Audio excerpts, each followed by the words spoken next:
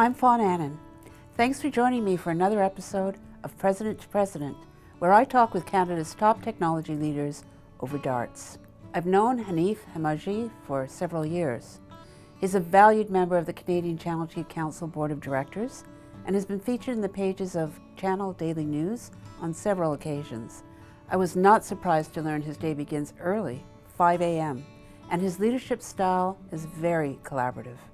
We started our discussion by talking about his mandate at AMD.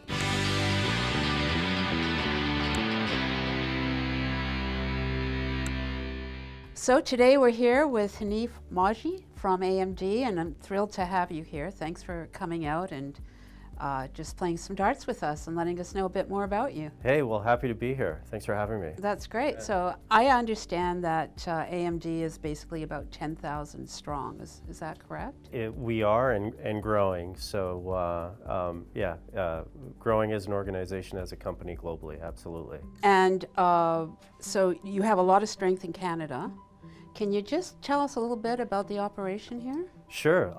You know, it's really exciting in Canada, the operation within AMD. Canada is the, outside of the US, is the largest IP site from an engineering point of view. So when you start to look at, you know, the investments that we've made in Canada from an educational point of view, from a resource point of view, what's really exciting is that a lot of technologies that we're developing for today and into the future, Canada and the employees in Canada playing a huge role in that development. That's great. How many employees do you have here?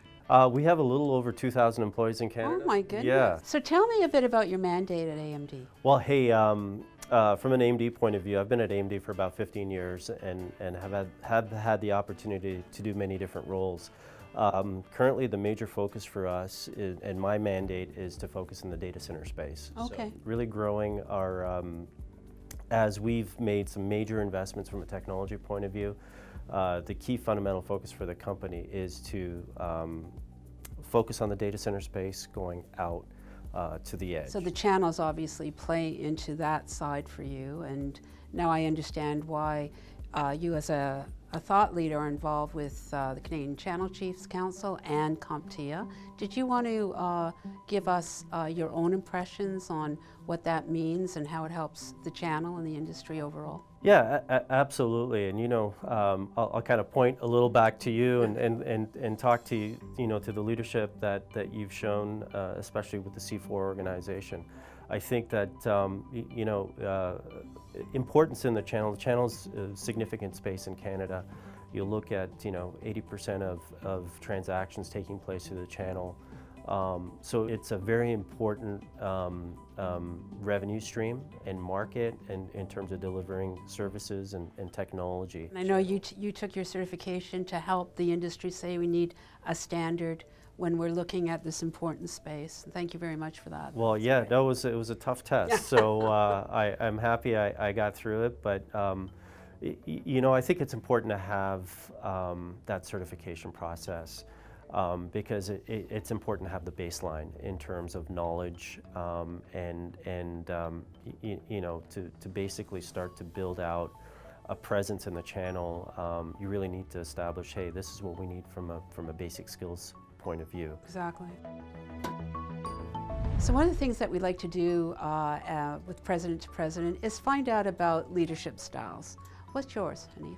I've had the opportunity through the years to have some great leaders, right? And you know, the opportunities were great for me to actually pick and choose what I find that's been really effective, and where I can improve as a leader as well. I think it's been, my style's been more team-based, and you know, where can we work together as teammates versus, you know, there's a hierarchy that exists, right? So I like to keep things relatively flat within the organization and really focus on how we can be effective. How do you handle the life balance side?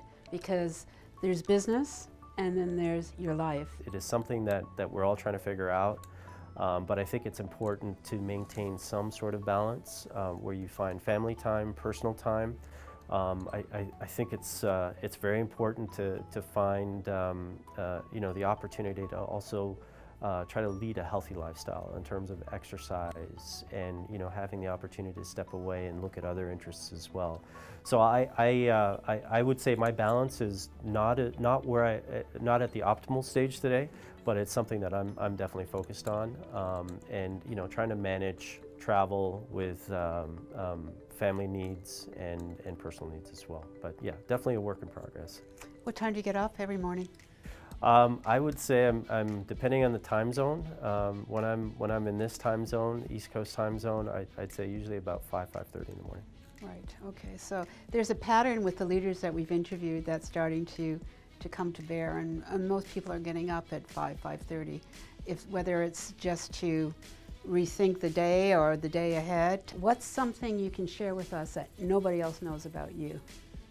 Well, I think a few people might know, but I had the opportunity to recently get into Sports Illustrated magazine. So, wildest dreams were, always been focused on sports and athletics, but maybe never had the ultimate talent. So it was real surprising for me to find out when Sports Illustrated did a feature on the Raptors win, that when they took a picture of Kawhi making that big shot, I was actually in that picture. It was funny, my wife walked into to my office and she put down the Sports Illustrated on my desk and said, "Hey, take a look." And I said, "Yeah, I see the Raptors won." And she said, "Well, open it up." And so I opened it up and there it was in the magazine. Oh, so that's amazing. pretty amazing, yeah. So lastly, what is the most important lesson you've learned in your career to date? I would say it's humility, there's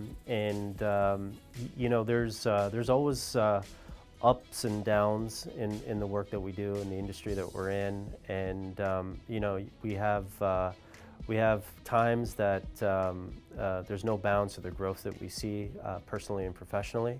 And there are times where there's going to be challenges, right? So it's important to be humble with the successes, but understand that there's ups and downs, and really focus on how we manage those ups and downs, and try to maintain some level of even keel. But I think have my dad's voice in my head sometimes, where he talked about humility and being humble, and I think it's just important to know that and realize that.